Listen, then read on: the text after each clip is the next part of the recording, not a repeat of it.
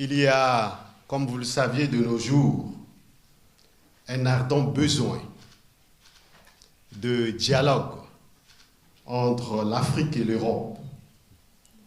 Et des occasions de ce genre sont des moments de dialogue qui ne disent pas leur nom. C'est pourquoi je voudrais de prime abord vous féliciter, Madame la Présidente de la Fondation, féliciter l'Université de Dar es Salaam et féliciter tous ceux et toutes celles qui ont contribué à la réussite de cette rencontre. Vous saviez, pour nous, la conférence de Berlin, c'est le partage de l'Afrique sans l'Afrique. La conférence de Berlin, c'est le partage de l'Afrique sans les Africains. L'Afrique, avec une superficie de plus de 30 370 000 km², est plus grande que toute l'Europe, la Chine et les États-Unis réunis. L'Afrique possède 60% des terres arables, 90% des réserves de matières premières, 40% des réserves mondiales d'or. L'Afrique regorge plus de 33% des réserves mondiales de coltan, métal, comme vous le saviez, utilisé pour la production de téléphones et l'électronique.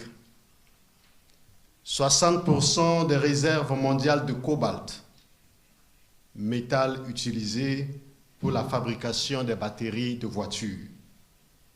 L'Afrique est riche en pétrole, en gaz naturel, en manganèse, en fer, en bauxite, etc., etc. L'Afrique représente pour nous l'avenir de l'humanité. Oui, c'est ce continent, c'est cette partie du monde qui a été divisée. C'est cette partie du monde que certains ont partagée, que vous aviez partagée selon les intérêts d'un continent et non les intérêts des Africains. Mesdames et messieurs, je suis heureux de me retrouver en Allemagne. Ici, je m'adresse aux amis allemands. Votre pays dont j'ai des années durant bu du lait de vos éminents penseurs qui ont façonné la pensée européenne et particulièrement la pensée des Lumières.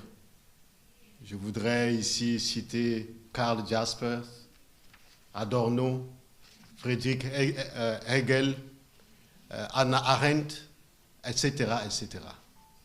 Et particulièrement quelqu'un dont je suis un disciple de la pensée, Emmanuel Kant.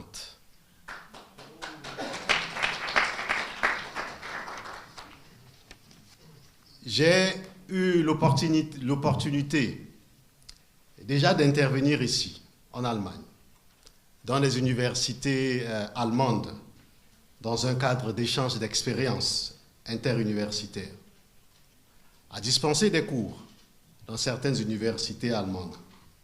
Et c'est fort de cette amitié que je voudrais, en tant que Kantien, que l'on se pose ensemble les trois questions auxquelles l'ensemble de la philosophie d'Emmanuel Kant s'est efforcé de répondre. Que puis-je connaître? Que dois-je faire? Que m'est-il permis d'espérer? Pour tous les Kantiens, ils se reconnaissent, pour ceux qui aiment la philosophie.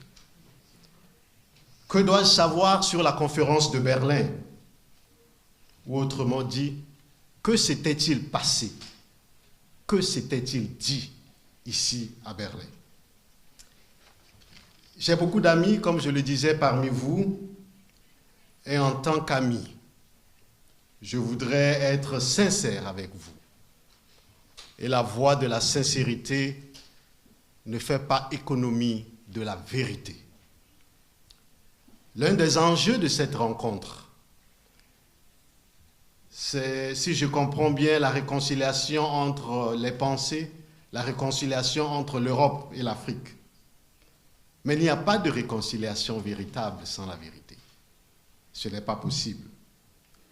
Et c'est Amadou Kourouma, un grand écrivain africain, qui disait que comme le piment mûr rougit, comme le piment